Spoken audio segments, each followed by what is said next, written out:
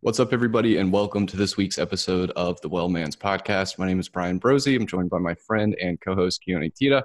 And I hope you did your deadlifts this morning because we are joined by friend of the show, Get Your Fix Nutrition, Get Your Fix Physical Therapy, Brianne Showman Brown. Brianne, thanks for joining us this morning. You're welcome. I'm excited to do this. Yes, we are very excited to have you back on. And today we want to talk about your book, Own Your Day, Own Your Life. So can you tell us a little bit about what the book is about? Yeah, so I wrote the book specifically for business owners, small business owners, entrepreneurs, those people who are just stuck in that 24/7 grind, don't know how to get out of it, are neglecting a lot of areas in their lives because of it, and are resulting in maybe relationship issues, health issues, just stuff not going right in their life because all they're focused on is their business and as their primary and only focus. Yeah, absolutely. Keone, sounds like that book can be for everybody then, because we're all stuck in the grind, or most of us are. You know, it really is. I had someone read it who's not a business owner, and he gave me some really good feedback that he pulled a lot of good information out of it. Yeah. Oh, yeah. No, it's great. I think it's a book that most everybody can benefit from. Yeah, a ton of productivity tips in there, which I'm sure we'll get to some of those. I could tell that because I remember you posted that you had listened to our productivity episode, and there was a bunch of stuff in there you already knew. And I was like, man, we should have read this before we did that episode. There's something here. If only it was written by then, you know? Yeah, so it just came out, right? I mean, when did it come out? It just came out a few months ago? No, I actually just wrote it a few months ago. Okay. And the official release date is March 19th. Okay. Oh, awesome. All right. Congrats, by the way. Thank you. Congratulations. That's a big endeavor. So what kind of convinced you to write the book, or what was like, all right, I need to do this. I need to get this message out? You know, the initial thoughts started coming because I was talking to a lot of colleagues on a regular basis on the phone and telling them the exact same things as far as how to organize, prioritize, time block, like way to get focused in their life. And so it got to the point that I was like, how can I get this message out to more people without being, my time invested, make this more, working smarter, not harder. Yeah. And then as I started listening to other colleagues who are starting to notice like health issues or realizing that they were turning to alcohol in order to try to relax in the evenings and that sort of thing, that is like ultimately what got me fired up on writing this. And that was kind of like, all right, this needs to get written now, sooner rather than later, because there's so many people that are dealing with these issues and really need the help.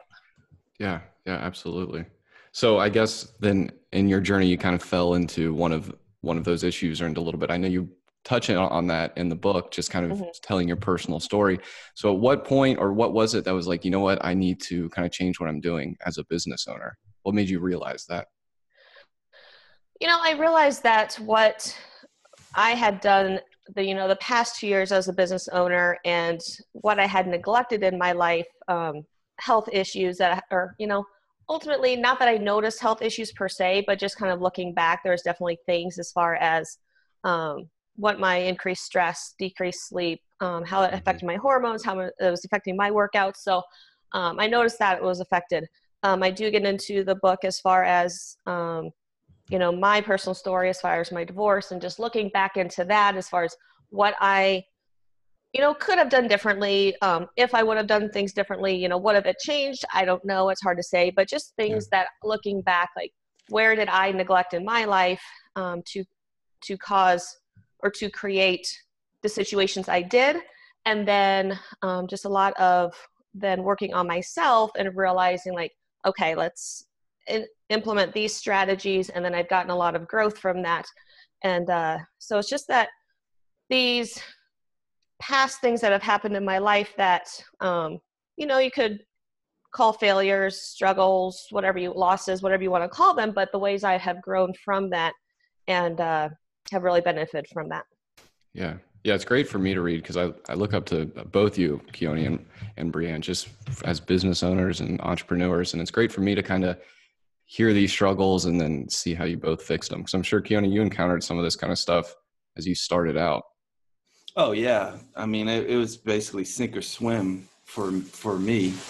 And like Brianne, I mean, a lot of it one thing that helped me get through it was the whole fitness aspect, but really prioritizing my time. But also, we talked about this a lot on some of our podcasts about really taking time for yourself and that whole rest-based yin component of, making sure that you're recharging your battery.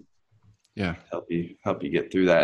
And I saw that, Brianne, you touch on that quite a bit in the book through like meditation, definitely the fitness aspect, and getting your rest, making sure you get your rest in between your block time and all that, so that you can go harder, be more focused, and think quality over quantity as far as using your time. Yeah, absolutely. Brianne, what was the, how were you able to get more done and be less stressed? Yeah, it sounds crazy. And even when I started implementing it, it was like, how is this going to be better? Like, how am I going to get more done with this? But it just allowed, I started realizing meditation was a huge component of it, and just really once I got really dialed into myself and in tune with myself, I was realizing, I was just accessing the subconscious better parts of the brain, be able to be more focused, more creative when I needed to be, when I wanted to be, and then was able to shut down when I wanted to as well. But one of the biggest things is I realized, the biggest realization to me is that if I don't respond to somebody in the evening, they're still going to be there in the morning. Mm-hmm. I'm not going to, and if they aren't, then they probably didn't need me in the first place. Mm-hmm. But it's I started realizing that the work that doesn't get done today is still going to be there tomorrow. And if something happens overnight and I'm not there tomorrow, well, it probably doesn't matter anyway at that point either. So there's just a lot of these realizations that I came to, that things will be there tomorrow. Nothing's going to go away just because it doesn't get done today. Mm-hmm. But also along with that, as I started working on myself, focusing on myself, taking better care of myself, I was realizing I was able just to stay more focused throughout the day. It's kind of cool, as you start realizing and paying attention to the things that are important to you, whether it's family, whether it's your workouts, your own health, how everything else just kind of falls into place once you have your priorities straight. Yeah, absolutely. So it definitely seems like you had to kind of prioritize things and let certain things fall to the next day. How do you go about looking at something and prioritizing something? Yeah, so I start out every Sunday. I fill out my whiteboard of the tasks I absolutely need to get done that week because of whatever deadlines I have. And then other projects I'm working on that I want to make progress on, but aren't absolutely integral. And so I kind of have those separated out. And then from there, I really start looking at, when are my deadlines? When do I need to get things done by? And so as I'm looking through this, I'm like, okay, these tasks need to be done by Wednesday. They're going to be done on Monday. So I can make sure I have that time available in case something weird comes up. And I just really start looking at, what do I have to get done? So I break up my quarterly goals, monthly goals, and then really look at what I have to do that week, and then start breaking that up day by day and just being able to focus there. If something's not due till Friday or maybe the next week, it's not as priority to get done earlier in the week. And so I just really structure it that way, really looking at what needs to get done within the next day or two, focusing on those tasks and pushing those other things to a later date if those don't need to be done immediately. Yeah. And all those questions you just mentioned right there are answered by your yearly, quarterly goals pretty much. Is that correct? Correct. So all that kind of dictates. Yeah. Okay. Brianne, go ahead. Yeah, I was just going to ask her, and this is a thing that I really struggled with in the beginning, and Brianne hit on this a lot in the book, is taking on everything when you can go get help, and you're actually going to be recharging your battery better. And, as far as money goes, actually be making more and saving more. So not thinking that you have to do it all. And that was a huge thing for me. I got my social media podcast website intern probably back in September. And I held off for a long time on doing that. And then within about probably a week of doing that. I was like, why did I wait so long? I had so much more time to focus on what I needed to. Right. And then the same thing as I started to delegate more to my VA team to take over more of the detailed website stuff. And then I recently got a part-time admin, and the stuff I turned over to her. And so it's one of these things that I'm realizing, or it was really cool to realize that as I brought these people onto my team to do things that I don't need to do because it doesn't require my creativity or, me to create the content for it, that sort of thing, that it allowed me to focus on those things that I needed to focus on, not all these menial tasks that someone else can easily do. Yeah, that hit home for me, Brianne. Probably about when I went through like 5 or 6 people to help me, my clinic manager in the beginning of starting my clinic. And, I actually found somebody who's a godsend who just makes my life so much easier. And I held off on it because I was like, oh, I don't know if I can afford paying somebody a salary or anything like that. And man, if I would have known better, I would have done it a lot sooner. Because Right? it's so worth it, because I would come home fatigued, just trashed for one thing, and trying to do all these admin tasks that I just don't have to do. I can focus on my clients and my patients. So that's a huge thing. It seems obvious on the surface, but when you're trying to make a business and you don't know if you have the means to do it, man, if you do it, you see that you save so much more and make more. Yeah. And the kind of the biggest realization to me was that it's like, all right, what do my clients pay me per hour? Right. And what tasks am I wasting an hour doing that I can easily have someone else do and pay them a lot less to do it? And so that was kind of a big realization to me as far as what, how much wasted time and money do I have right now? Yeah, and what you're ultimately saying, or at least what I hear you saying, and the thing for me is like time is so much more valuable than the money. Your time, Oh yeah, and then that's where you free up, not even focusing on business, but just life in general. Which recharges your battery, which exactly actually allows you to be more creative. It allows you to have be more productive in your workouts and life in general. So yeah, I get it. It just took me a long time to get it. You just, I don't know. You feel like you have to do it all, and maybe that's, the young entrepreneur's mindset or business owner's mindset, but man, it will burn you out. I actually think many businesses fail because of that. I really do, where they just think they have to take everything on themselves. And don't have the means, or at least they think they don't have the means or don't know where to get the help that they need. Mm-hmm. I would agree with that, especially as I talk to other business owners that it's like, yeah, because they are doing everything. They don't know even where to go to get someone to help them with stuff, whether it's a VA or an intern, or, you can find an intern and get a lot of stuff done for free too. Yeah, no, exactly. Yeah. So how do you know you're ready for that next step? And I'll propose that question to both you guys to hire someone. What basically is like, all right, this is, the point of I kind of switch from doing these extra things to hiring someone? Well, I go ahead, Brianne. I'll let you. Sorry. That's all right.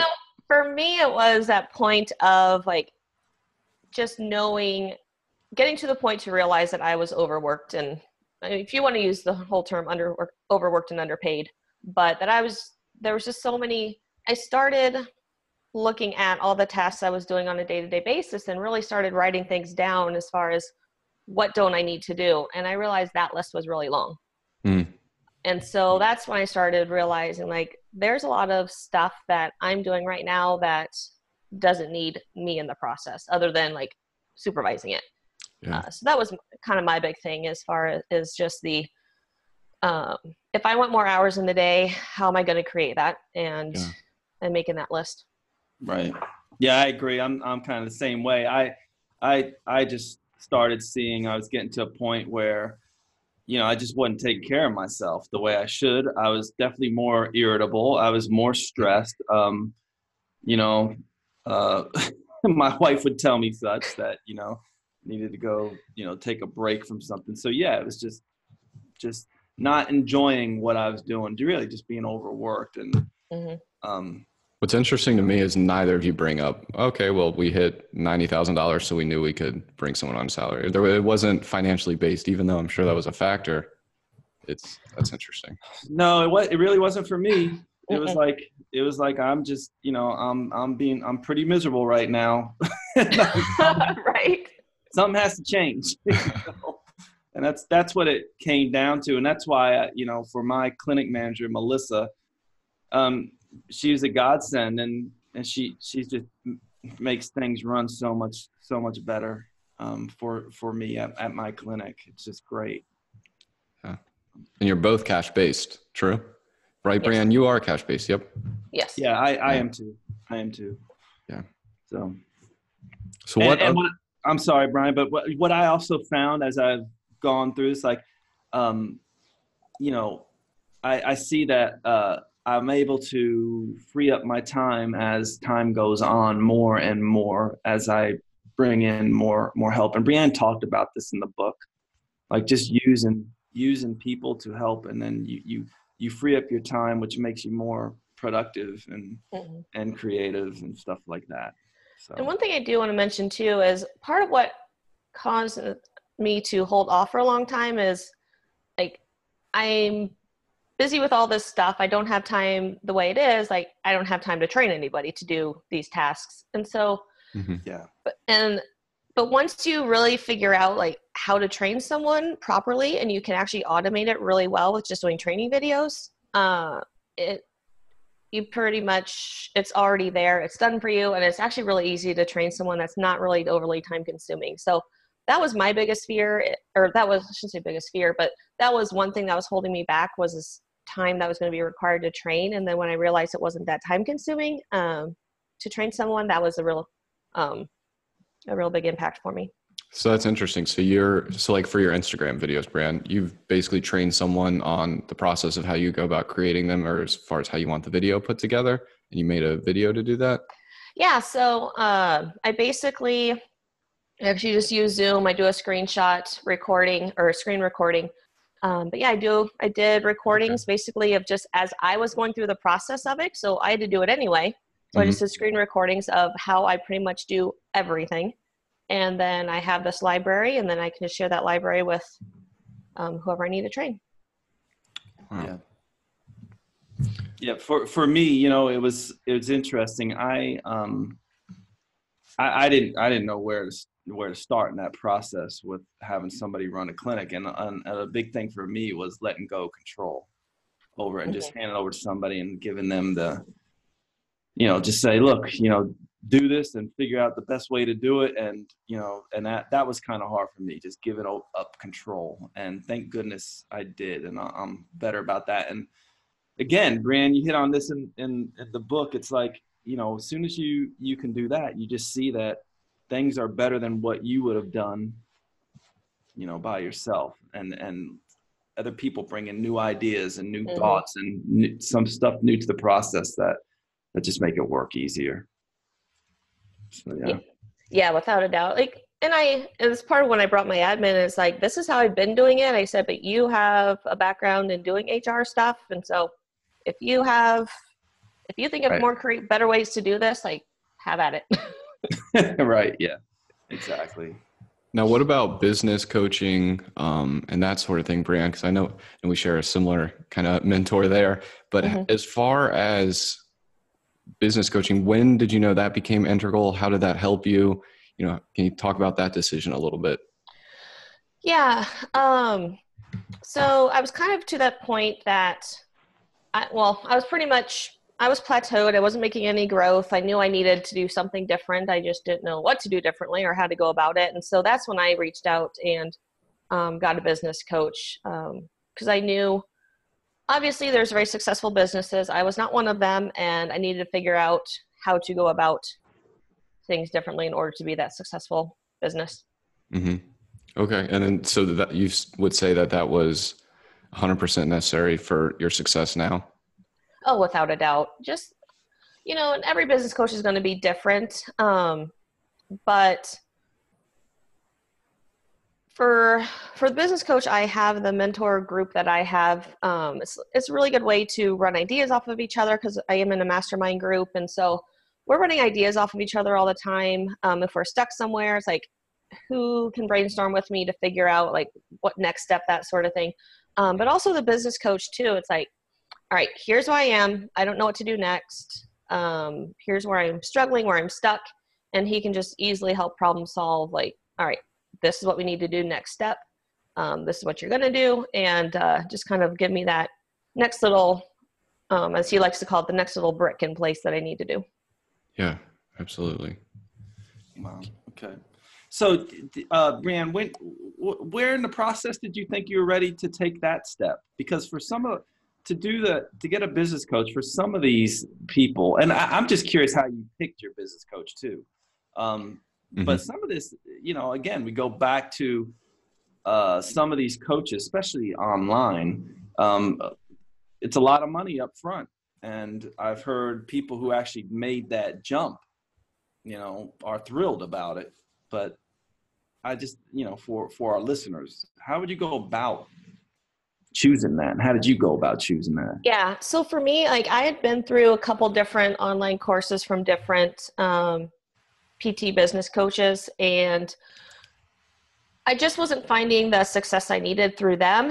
And so when I finally went with who I did, which actually is SSPT and Greg Todd, it was a big hesitation because I had gone through these two other people that didn't work for me. And so it was a big hesitation for me to actually do it. Cause I'm like, I've wasted essentially what I felt like wasted so much money on these other ones. Like, I don't want to do this again because I'm running out of money.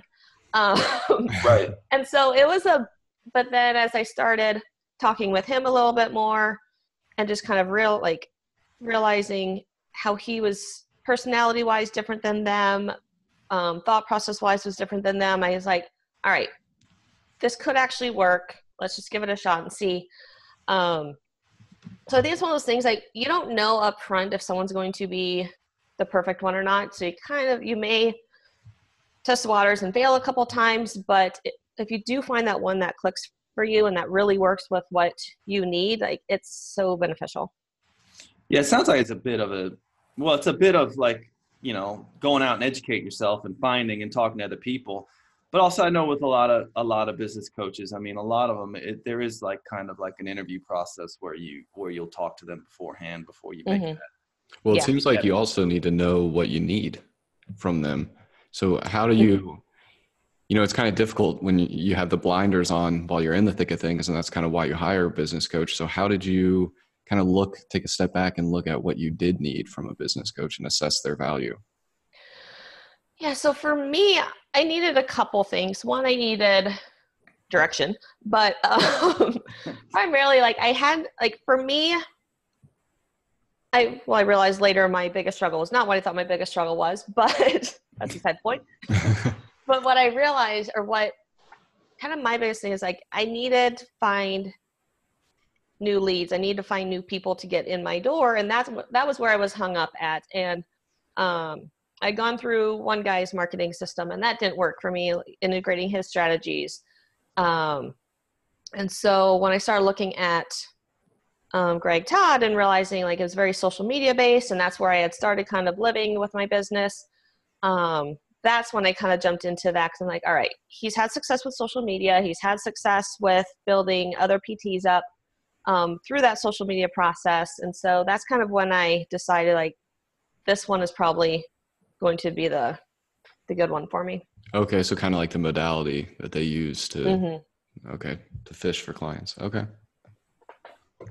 Keone, have you ever used a business coach or anything like that ever? Well, I'm actually, no, I haven't gone online and used any big business coaches. I'd have to say my business coaches, I'm really lucky because are within my family. Right. So, my brother Jade, who's online, who's had a number of business coaches, and he's kind of mentored me along the way. I'd also have to say that his ex, Jill Coleman, is incredible and has been an incredible coach for me. And then also I'm lucky enough to have have a wife who also has done the business coach thing through both Jade and Jill and some other people that she's done. And so I've had the benefit from, it's kind of like my own family built-in mastermind group that I have with them. So I've been fortunate about that. But I was interested with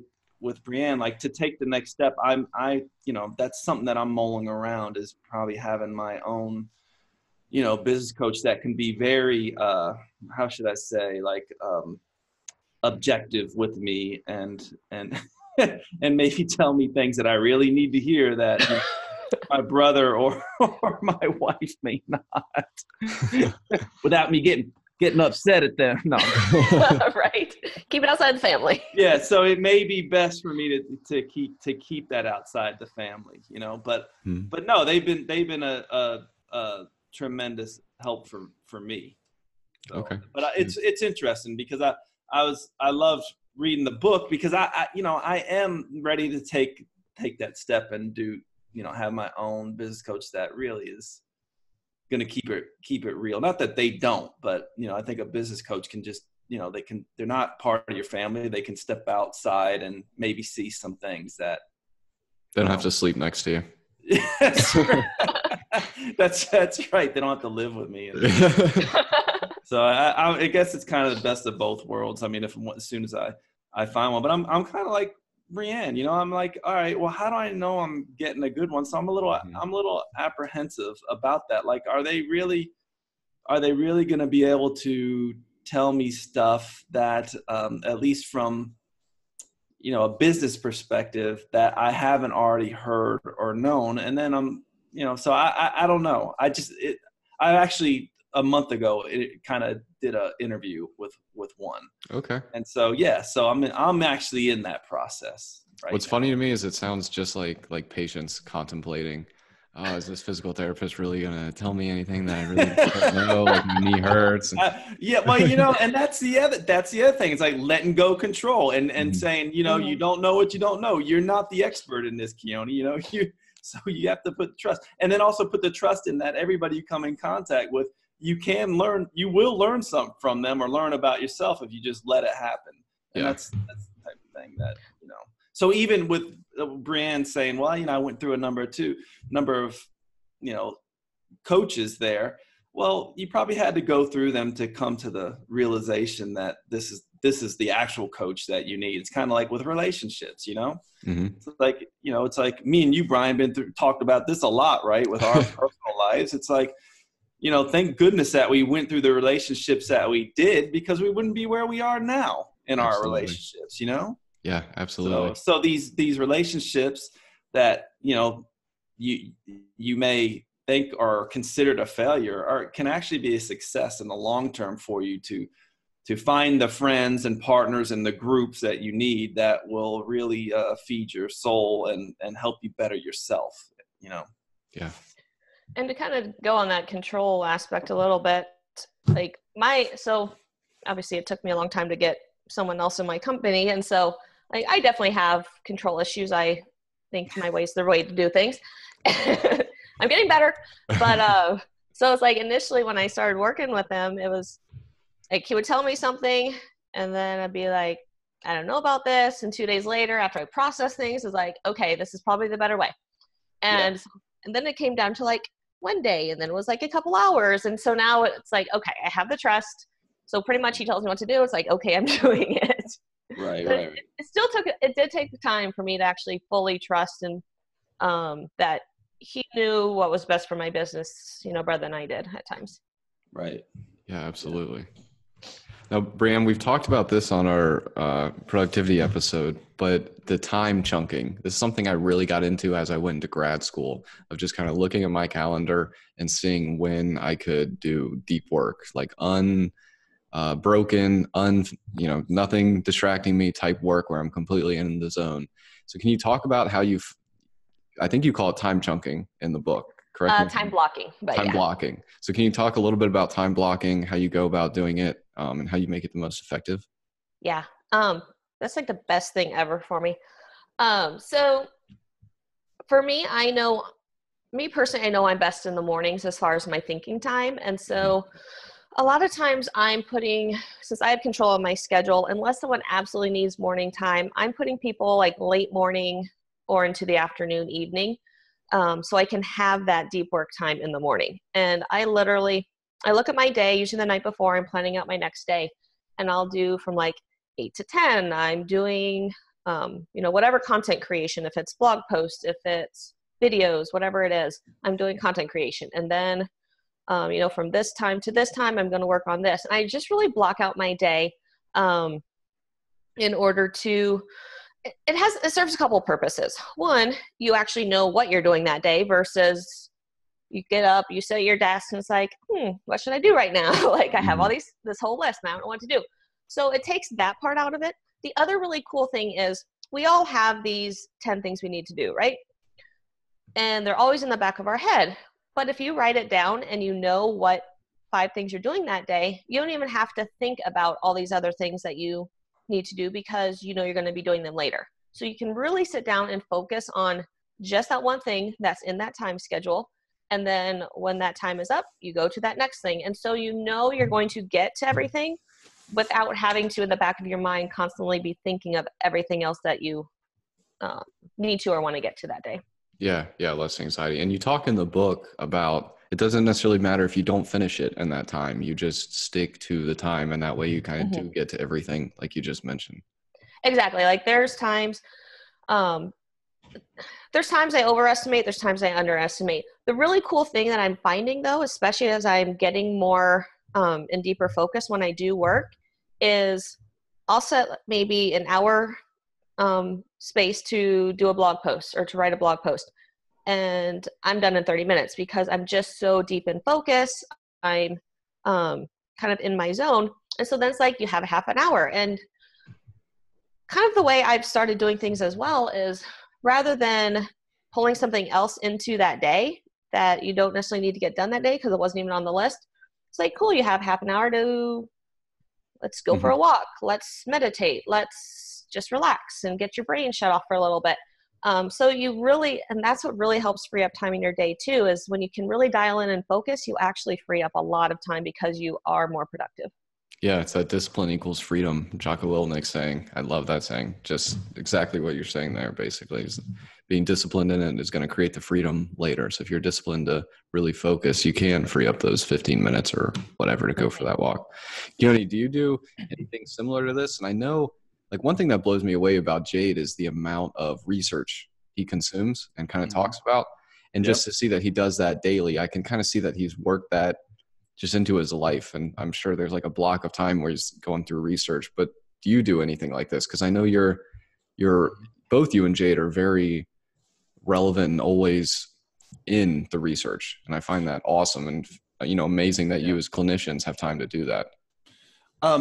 It's a lot of it just comes down to, just being passionate about it and wanting to do it. But I think Brianne hit on something really that hit home for me a while back, is writing it down so that you can stay on task. And let me give you an example of how this would go for me before I did that. I want to give you an example. Okay, I'm gonna do, I don't know, social media posts. Okay, so that's my task that I said I'm gonna do in my head, and I have all these other things I'm gonna do.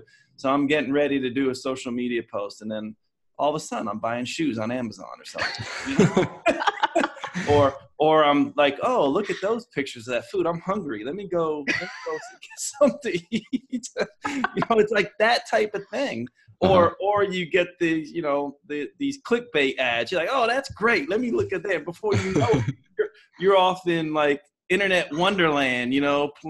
Playing with all the new and cool, colorful, things that are going on in your mind. So I think you really have to like remind yourself, and by doing that, by like writing it down, what you need to get done. The other thing that I think kind of hit home for me is, when I have a big project to do, I really do like what Brianne was talking about, chunk the time out over time. But if it's not that big, what I actually find is I'm actually more productive, like waiting almost to the last minute to get something done. What I mean by that is I'm doing a lot of the work in my head, and I didn't realize that. And I think a lot of people are now bringing this to the forefront. There's some research on this also, is like, if you have a project done, like let's say like your book, Brianne, like a lot of the work, I'm sure, with that book was not just writing. It was like structuring it in your head, thinking about what your message is. I mean, I think for me, that probably was like maybe, for a chapter I wrote in, on exercise and ergogenic aids for the textbook of natural medicine. I mean, there was a lot of prep time that actually was going on in my mind beforehand, whereas if I would have just jumped and said, all right, well, I'm blocking this time and I'm going to start writing this chapter without, really having this time where I was thinking about what I was doing and outlining it mentally in my head and then bringing it to paper, I think it would have taken more time, So I always tell people, like, you can procrastinate, but let's make sure your procrastination is actually getting something done. And it can be for a lot. So a lot of times you have something that you need to get done, but you're procrastinating. Is it really true procrastination? Because a lot of it is mental work. And then, let's say it's due a week before, you just like can get it done in a quick amount of time. And for me, at least, I'm more in the zone. So I think we have to think about, is procrastination such a bad thing? I mean, it can be, if you're like what I would used to do is like, okay, I'm going to do this. And then I end up, buying stuff on Amazon that's totally unrelated, and stuff I don't need, So, and that's the whole, that's the whole allure of the internet and, ads and clickbait and all that. So you have to just be really aware of yourself with that stuff. But procrastination can help you be more productive. I'm realizing that now. Well, it seems like you're productive under pressure then. It's kind of like the deadline. I have to get this done. Yeah. Yes. It's like you can be productive under pressure, and a lot of times people are. And so I just bring that up because for me, I would beat myself up, man. I haven't even written anything on this chapter, but actually I did a lot of mental work and outlined it and that type of thing, Yeah. One thing I started doing that kind of helped me with that is just setting pseudo deadlines. So if, maybe I have something for school due on the 19th, I'm going to get it done on the 15th, and it's due the 15th to me. Yeah. It just helped me kind of create that pressure. Brianne hit on this in her book because her section on self-care. I mean, it's like part of that message is, being kind to yourself with what you're doing and not looking at your failures as failures, like seeing them as successes and how you can learn from that, Well, and on that pseudo deadline too, a lot of things I talk about with people when they are not only procrastinating, but just not getting things done, is they aren't tasks that necessarily have a deadline. So they just aren't doing them. Yeah. And so like, I talk to a lot of people about, like, if it doesn't have a deadline, create one. Like, make it for 2 weeks out and just create a deadline for it. Even though it doesn't necessarily, quote unquote, have to be done because the project you just want to work on, just create a deadline for it and get it done. Yeah. And stick to that. Yeah, absolutely. The other thing too, just to note, in your whole clickbait distraction on social media is like, that's where I'm like, my discipline is key. I've always been a disciplined person. Like, people always ask me, like, where did it come from? And I really have no clue. It's just part of me. But I mean, I'm posting a ton of stuff on social media. I do my Facebook Lives every day. I do post my workout posts. I do stuff regularly. And then I get off. I go into the groups that I need to for client purposes, for lead purposes. I engage, I do what I need to, and I get off. I'm not getting on there and scrolling aimlessly through Facebook or scrolling aimlessly through Instagram. Right. Like, to be honest, like, if I like anything on Instagram, it's because it's the first one that's up there as I open up Instagram. I hit that one, and then I'm like, do my post, and I'm off. So it's like, half the time, unless I'm specifically searching out someone's post because they're important to me, or like, I had a friend the other day, she's actually my admin person who's a former client. And I do a lot of gymnastics work with her. She messaged me. She's like, did you see my post last Thursday? I was like, maybe. She's like, okay, I'll tag you in it. And so it's like, I just don't go on just to go on. So I tell, like, people know if they want me to see something, they kind of just have to tag me in it. Yeah, absolutely. I've definitely been trying to make this switch, and just being at the age that I'm at of being a creator as opposed to a consumer big time. Mm-hmm. I see that a lot. Brianne, is there anything else that we didn't really touch on that you'd really like us to touch on? I think just the self-care side of things is super important. Like, we don't realize that we are, by working this 24/7, like, we are running ourselves to the ground. People avoid going to the doctors because they don't have time. And not to say that medical things are going on, but when you're 20 something or older, like, probably a good idea to get stuff checked out consistently. Going to the dentist, getting all that. 20 something around. You're welcome. You're welcome. I thought she was talking about me. Awesome. But just really, like, taking care of yourselves. It's so easy to neglect. As a medical practitioner, like, we all neglect ourselves. I did it for years. I know a lot of colleagues that do it. I hear the podcasts. I read the things on social media. It's so easy for us to take care of our patients, and we forget about taking care of ourselves in the process, mentally, spiritually, physically, emotionally. Like, we need to take care of all aspects of ourselves. And so I think it's just important to, like, remind people that you can only be as good as you can only treat your patients. You can only help your customers, help your clients if you are able to be there, if you are able to be present for what you need to be able to take care of. And so you really need to take that time to take care of yourself and just really prioritize your health in the process of all this. Yeah. Just put your oxygen mask on first before you help others.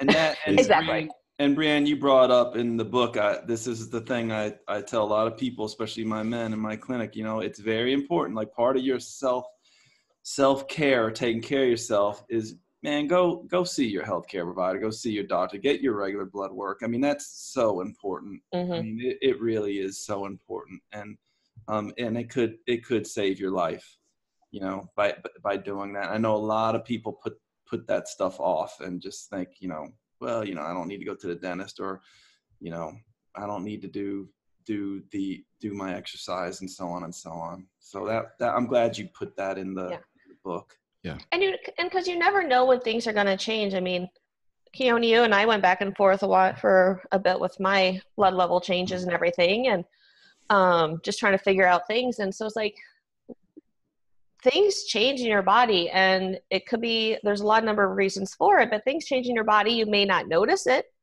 Yeah. But it doesn't mean that it's not going to cause an issue at some point that needs to be addressed. Right. Yeah. No, I think that was key in the book. The thing that you hit on that I think, your very last thing that you said in the book, I guess it's fitting to kind of end soon here based on this, but it's like, part of what you were saying is, or what I hear you saying is that to enjoy your life, we are all innately, we want to be productive, or we want to be creators in some type of aspect. And if you can't do that, what you can end up seeing is a life that's just not a whole lot of fun or enjoyable. So if somebody doesn't feel like they're being productive, or is not creating something, it could be creating something within your own house, or creating content online, or I don't know, building something, that type of thing. If you're not doing that, that I feel like that's part of your health. You need to find something that you can create that, you feel like is going to contribute to, the people around you, or the people out there on the internet. And I think innately we are all creators. And I think that part of the reason people are such in the grind is they miss that main point, like, Mm-hmm. if you're stuck in a job that you just feel like is just a paycheck for you. You know, to me, and I was stuck in a job like that. To me, it's, you know, you're not getting as much enjoyment as you can out of life, because innately we all need to be able to create stuff to contribute, to feel like we're contributing, and to have a more enjoyable life. And you hit on that, the very last thing. Now go create. Last section. Now go create. Find where you can create in your life, whether it's on the internet or if it's within your family group or within your friends. Exactly. The other thing too with that is something I've just kind of really been picking up on the past couple of weeks with some things I've been reading is like actually when you're creating, when you are being productive, are you being productive for what your purpose is, or are you just going through the motions and just doing stuff just to act busy, be busy, and think you're being productive? So just really focusing on when you are creating, like really making sure it's for your purpose, for your mission, whatever that purpose or mission is. It needs, like, really focusing on that, because if you're not focusing on that, then you are just wasting your time and essentially your life. Right. Yeah, you're scrolling the internet and buying stuff on Amazon. Yeah, and hopefully before you, fit. yeah, and yeah, before you know it, 3 hours is up, and you're like, man, what have I done? Oh yeah, it's so easy. So easy. Yeah. Absolutely. Anyway, I love talking to you, Brianne. Before you got on, Brian and I were just talking about I mean, for me at least, you know, this is interesting. This is about coaching, right? We had you on to talk about deadlift, which I'm still struggling with that. And anyway, the thing is, you know, watching you online and watching your videos is a great help, right? But for me, the thing that got me to the next level with it was actually getting a coach in the gym to be there with me.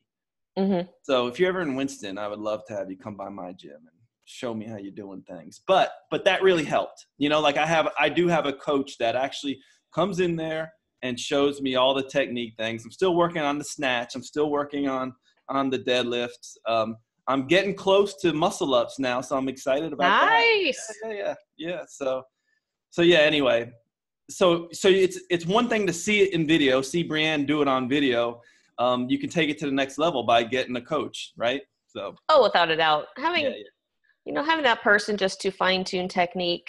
And right. I mean, snatches are always a work in progress because that's such a technical move anyway, but just, having someone to look at your technique, fine-tune it is so key. Yeah. Brianne, where can people see these videos? Where can they find you online? My workout or my fitness videos are on both Facebook and Instagram. Facebook is under Brianne Showman. Instagram is @bshowmanbrown. If you want to follow my business stuff, you can find me at Get Your Fix Physical Therapy or Get You Fix Nutrition on both Facebook and Instagram. Awesome. Well, thank you so much. And the book is called Own Your Day, Own Your Life by Brianne Showman Brown, physical therapist, badass extraordinaire. Thank you so much for joining us. Yeah, thank you, Brianne. We love you. Keep it up. Will do. Thanks for having me on, guys. All right, take care. Talk to you soon. Bye. Bye.